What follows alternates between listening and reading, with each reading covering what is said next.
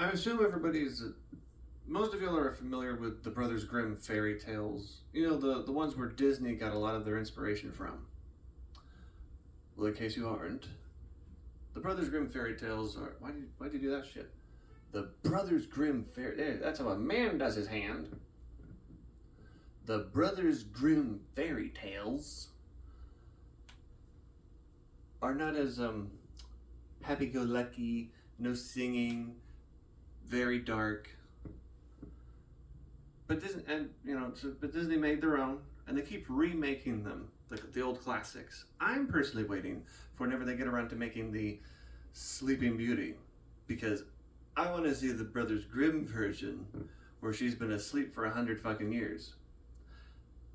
You know, no mouthwash, no toothpaste, no shaving.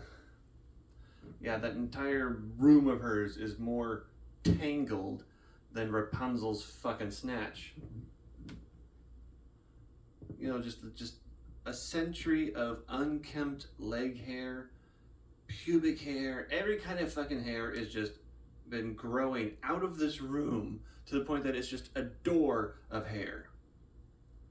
And it's 100 years. So they've been having royals, multiple generations of family, walking back and forth going, yes, just ignore that part of the castle. We don't have a dragon. It just smells like one. Yeah, and if they were actually honest with themselves, they would have removed her toxic ass into the catacombs a long time ago, which probably would have risen the dead a few times. Grandpa just can't handle being dead around that. Claws himself out of the catacombs into the world and beyond to die in the sun a second time. And then the prince shows up. I mean, the prince would have to show up with a weed whacker or a flamethrower just to find out where his princess is hiding and have no sense of smell whatsoever. Like, the prince, from the amount of inbreeding, I assume, definitely had no sense of smell.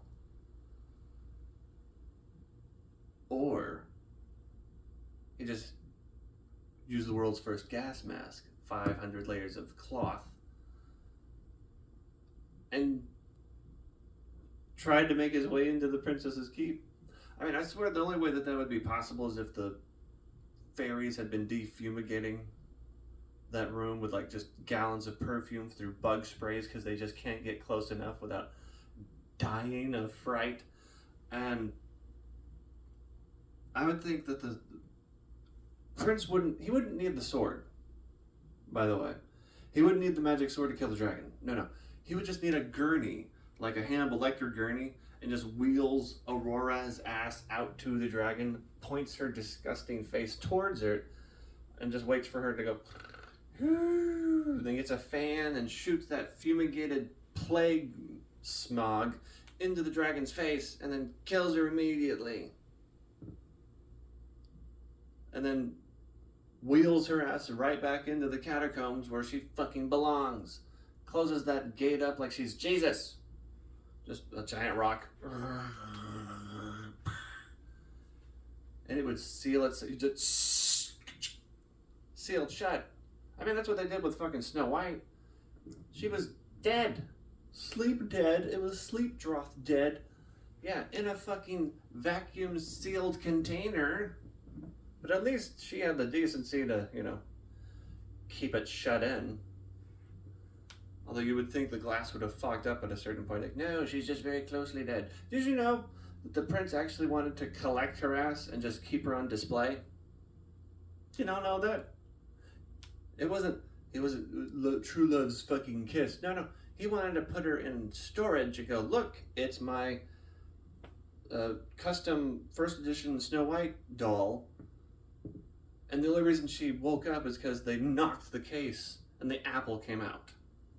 How fucking ridiculous is that shit? But it was at least nice enough to keep it all sealed in, because there's no way that she was taking care of herself. The amount of princess level farts that had been sealed within that container. The prince opens that shit up. Just this cloud of myth. This is just the Farel Tales. They're not fairy tales anymore. They're Farel Tales, all right? These disgusting horsewomen. Anyway, I think that's enough.